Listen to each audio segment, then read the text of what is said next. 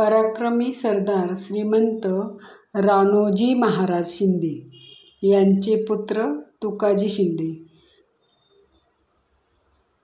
केदारजी शिंदे यांचा विवाह औंधचे रानवडे पाटील घराण्यातील साळूबाई या मुलीबरोबर झाला. साळूबाई लहानपणापासून कर्तबगार, हुशार व धार्मिक होत्या.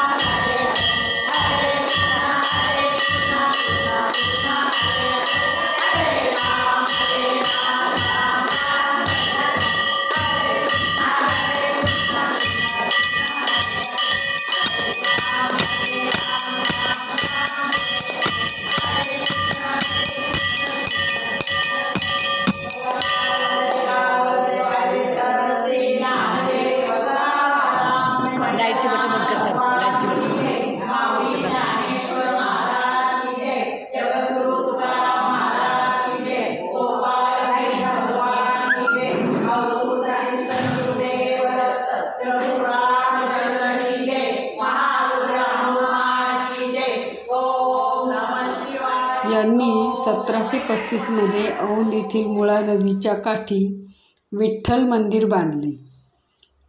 मंदिराच्या मुख्य गाभाऱ्यासमोर एक मंडप आहे. यालाच मुखमंडप असे म्हणतात. मुखमंडपाच्या आतील दर्शनी भागामध्ये गजाननाची मूर्ती व शंकराची पिंड उजव्या बाजूला आहे. मंदिरात हवा खेळती राहावी यासाठी दगडात घडविलेल्या जाळीच्या खिडक्या व दारे आहेत. आतील मुख्य गाभाऱ्यात विठ्ठल रुक्मिणी यांच्या अतिशय सुरेख रेखीव मूर्ती मनाला प्रसन्न करतात. मंदिराला शोभून दिसणारे अतिशय सुंदर शिखर बांधले आहे. मंदिराच्या भोवताली चारही बाजूनी संपूर्ण दगडाची तटबंदी, तसेच मंदिराच्या समोर मध्यभागी दगडाची मोठी कमान आहे. त्या काळात पूजा अर्चा करण्यासाठी शिंदे सरकारने विष्णुभट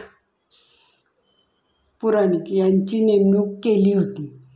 काही वर्षांसाठी कडुसकर यांच्याकडे देखभाल व पूजेचा मान होता. भाले कुटुंबियांनी मंदिराच्या पुढे सभामंडप बांधून दिले. सध्या छत्रपती प्रतिष्ठान प्रतिवर्षी आषाढी एकादशीच्या दिवशी आकर्षक विद्युत रोषणाई करून भव्य स्वरूपात धार्मिक सोहळा साजरा करतात.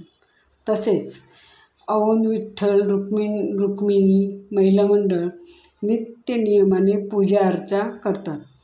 सेवेकरी म्हणून कार्यरत असणाऱ्या महिला मंडळाने विठ्ठल रुक्मिणी पूजेला वज्रलेप करून संत श्रेष्ठ ज्ञानेश्वर माऊली, जगद्गुरी संत तुकाराम महाराज आणि पुंडलिक यांच्या सुबक मूर्ती बसवल्या आहेत.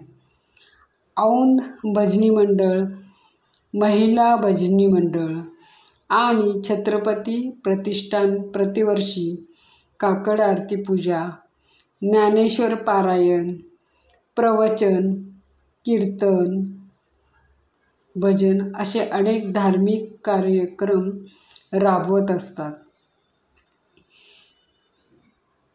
त्यामुळे हे विठ्ठल मंदिर अतिशय प्रसन्न वाटते.